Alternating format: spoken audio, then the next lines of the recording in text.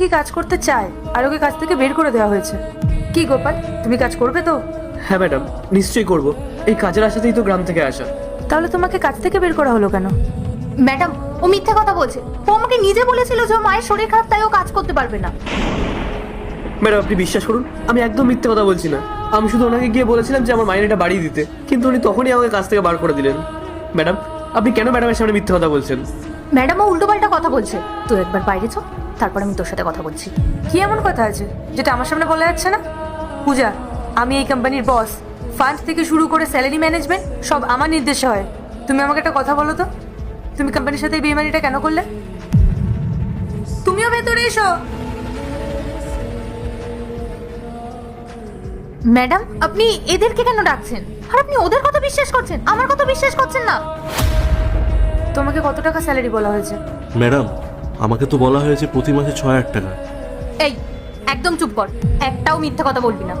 Madam আপনি বিশ্বাস করুন, আমি ওকে 16,000 টাকা স্যালারির কথাই বলেছিলাম। ম্যাডাম, আপনি আমাকে মিথ্যে কথা বলছেন কেন? আপনি তো আমাকে 6,000 টাকাই বলেছেন। দেখো পূজা, আমি তোমাকে শ্রদ্ধা করি, তার কারণ তোমার কাজ ভালো। কিন্তু তাই বলে তুমি এই গরিব মানুষদের কষ্ট করে উপার্জন করা টাকা নিজের কাছে রেখে দেবে? ওদের স্যালারি 16,000 টাকা, আর তুমি ওদেরকে দিচ্ছ মাত্র 6,000 টাকা। তুমি একবার ভেবে দেখেছো? ওরা তো গ্রাম থেকে এই শহরে এসে থাকছে, ওরা বাড়ি ভাড়া দেবে কি করে? আর ওরা গ্রামেই বা কি পাঠাবে? তোমার কি মনে হয় ওদের কি কোনো স্বপ্ন নেই? ম্যাডাম, তুমি নিজে 80,000 টাকা স্যালারি পাও, তাতে কি তুমি সন্তুষ্ট নও?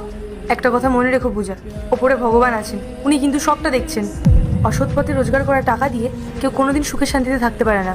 আমি চাইলেই তোমায় পুলিশে দিতে পারি বা তোমাকে কাজ থেকে বার করে দিতে পারি, কিন্তু আমি তোমাকে একটা শেষ সুযোগ দিচ্ছি।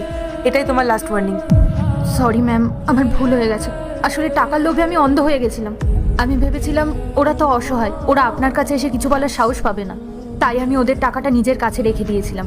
প্লিজ ম্যাডাম, আমাকে ক্ষমা করে দিন। আমি আপনাকে কথা দিচ্ছি, এরপর থেকে এরকম ভুল আর কখনো হবে না। তুমি যে নিজের ভুলটা স্বীকার করেছো, এটাই অনেক। এখন দেখো, আমার কাছে 2জন সিকিউরিটি গার্ড রয়েছে, আর এই ছেলেটা আজকে নতুন জয়েন করেছে। এবার আমি এদের মধ্যে কাকে কাজে রাখবো আর কাকে কাজ থেকে বার করবো, তুমিই বলো। ম্যাম, এটা আপনার সিদ্ধান্ত। আপনি যা বলবেন সেটাই হবে। গোপাল, এই নাও তোমার বকেয়া স্যালারি আর গত মাসে কাটা যাওয়া টাকা। এখন থেকে তোমরা দুজনেই এখানে কাজ করবে। একজন ডে শিফট করবে, একজন নাইট শিফট। কি গোপাল, তুমি নাইট শিফট করতে পারবে তো? হ্যাঁ ম্যাডাম, আমার সুবিধাই হবে। আমি রাতে এখানে ডিউটি করে সকালে মাকে টাইম দিতে পারবো। ঠিক আছে। আর পূজা, আমি চাই এরপর থেকে বিজনেস যেন আরো ভালো হয়, আর তুমি যেন সততার সাথে কাজ করো। থ্যাংক ইউ ম্যাম, আমি আপনাকে কথা দিচ্ছি, এরপর থেকে আমি খুব মন দিয়ে আর সততার সাথে কাজ করব। পার্ট 2 দেখতে সাবস্ক্রাইব করো ভেলকু 78M।